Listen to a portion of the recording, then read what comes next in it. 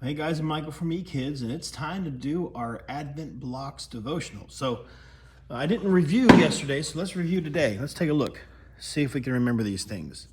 We have the story of Adam, Noah,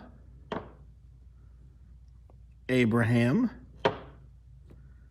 Hagar, Jacob, Rachel, and Leah, Joseph, coat of many colors,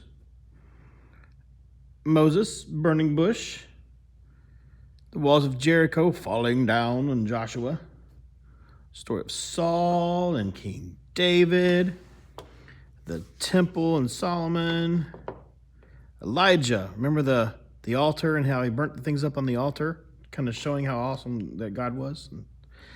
We have the prophet Jeremiah, Daniel in the lion's den, Jonah and the whale, the rebuilding of the temple. And then we start getting to some of these newer ones that I keep having trouble remembering, right? This is where the angel told like Elizabeth and Zechariah that they were going to have a son. And let's see, to help me, that was the 17th, right? So that was Elizabeth and Zechariah. And then the 18th was the Elizabeth and Zechariah part 2. So that is right here.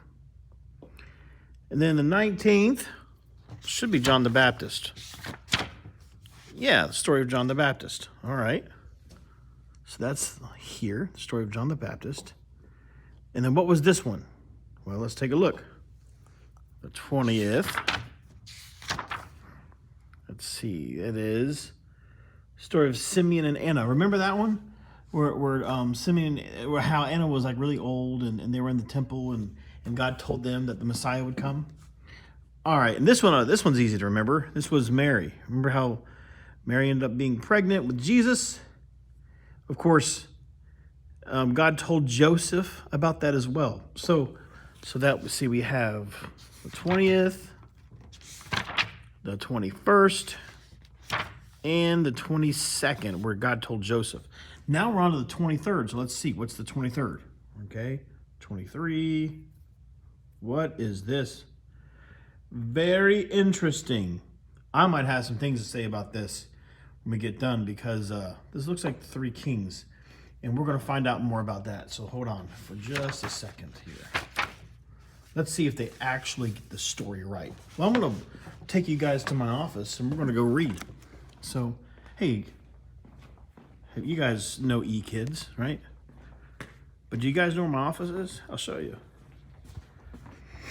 If you go past eKids, remember this like little hallway classroom, right? And then after the hallway classroom, you have all that stuff. But in here, this is my office. Cool, huh? There's my board with prayer requests and things to do. And then here's this is where I hang out. This is where I work. Anyway, all right, so let's check it out. 23rd, a bright star. Let me move this over. Okay. Can you see me? All right. So here we go. A bright star, a tiny town, and 3 special gifts. So here we go. Let me move some things on my desk so I can turn the pages. Put some glasses on so I can see better. There we go. All right, here it goes. God was coming to earth to stay, but he needed to tell everyone about it. If you were God, what sign would you use? Would you send everyone a message on the phone? Maybe use the intercom at all of the schools? Well, God didn't do any of that. God used a star. One night, on the night the baby king was born, God put a bright star in the heavens, brighter than anyone had ever seen. And far, far away in the east, a group of wise men saw that star. They knew this star was God's sign. It meant that God was sending a king to make the wrong things right and the dark things light. Emmanuel, God with us. The next morning, the wise men packed their bags with the most special gifts they had: gold, which looked wonderful, frankincense, which smelled wonderful, and myrrh, which tasted wonderful. They hopped on their camels because cars hadn't been invented yet, and they started their journey. God guided the wise men by the light of the star. Even when it was hard, even when they got a little lost, even when the journey stretched on for months and months and months, God was with them. When the star stopped over a town called Bethlehem, the wise men were surprised.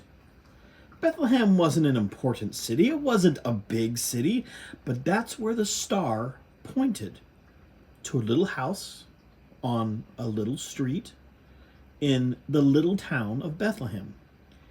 It wasn't what they expected, but I'm sure you know by now that God often does things we don't expect. The wise men looked at the house. They looked at each other. They looked at their expensive, fancy, wonderful gifts. Then one of them began to chuckle to himself. It was contagious. Before long, all of the wise men were laughing great, big belly laughs of joy. As the laughing died down, one of the wise men opened an ancient scroll and sang, "For such a long time, God seemed far away, but now he has heard what we hoped and we prayed. God is coming to earth to stay." Now there's more to read this time. This is different. It says, by the time it got to the last line, everyone had joined in, singing their hearts out. It was as lovely as any Christmas carol you ever have heard. It made the people inside the house curious. So they opened the door. Who do you think was inside?